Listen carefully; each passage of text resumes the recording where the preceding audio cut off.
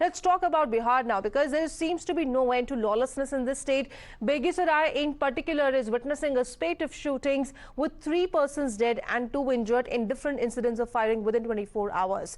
The murders have left locals rattled and their faith in administration jolted, and have armed the opposition with more munition to gun for the chief minister, who just days ago denied that crimes were on the rise under his watch.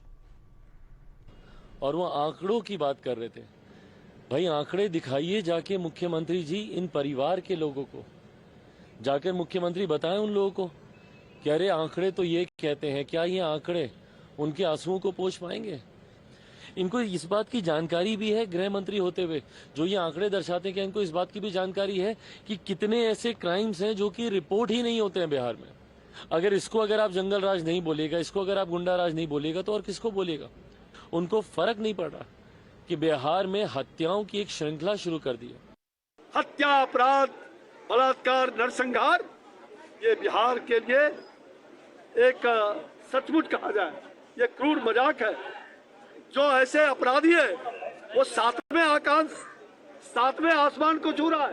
ये कहते हैं कि हमारा दूसरे राज्यों से कम मरे। अरे मरे हैं कि नहीं मरे? क्या हो गया बिहार में? ये चाचा भतीजे की सरकार बिहार को पूरी तरह से नष्ट नाबूद करने पर लगे हैं।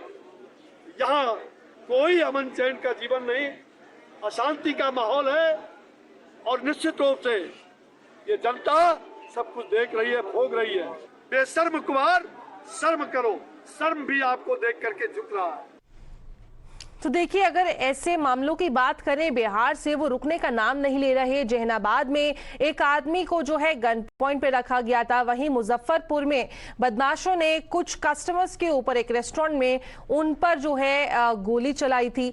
वहीं ये जो पूरा इंसिडेंट है वो सीसीटीवी में भी कैद हुआ। तो नीतीश सरकार की बात करें तो उसमें नागरिक ही नहीं बल्कि पुलिसकर्मी भी नहीं बख्शे जा रहे हैं, क्योंकि पिछले हफ्ते ही गया में रेत माफिया ने पुलिस टीम पर हमला कर दिया, जिसमें 3 पुलिसकर्मी घायल हो गए। और इससे पहले बिहार के एक एसएचओ की कथित तौर पर पशु तस्करों ने हत्या भी कर दी थी। संजय जायसवाल ने कहा है कि आपराधिक घटनाएं जिस तरह से बढ़ रही है, पाकिस्तान जैसी हालत हो गई है बिहार की। कहाँ आपराधिक घटना घट रही है? कौन कर रहा है? आप जरा देखिए तो बिहार में क्या बात है। यहाँ कोई आपराधिक घटना कितना कम है, कितना कम है। जरा फिगर तो देखिए, सारा फिगर जो प्रकाशित होता है तब देखिए। तो अगर मुख्यमंत्री की बात करें तो उनके हिसाब से ये जितनी भी घटनाएं हो रही हैं वो इस समय कम है।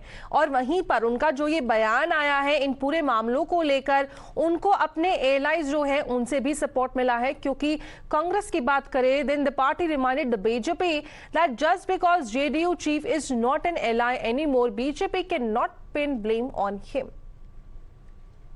A year and a half ago, the state was not in the hands of the criminals. Just because the alliance with BJP has broken, now suddenly the state has gone in the hands of criminals. What are they talking about? Irresponsible comments. Our government in Bihar will act very swiftly and bring the guilty to the book. If a journalist has been shot dead, I don't know much about the news. It's a very serious issue. And I think the state government must take this into very, very serious concern. As far as the BJP is concerned, I've seen the numbers of crimes coming out of Bihar, not those which are advertised, but the actual Record Bureau statistics. And I don't see a very major difference between the regime of Nitish Kumar when he was supported by the BJP and of Nitish Kumar when he's against the BJP.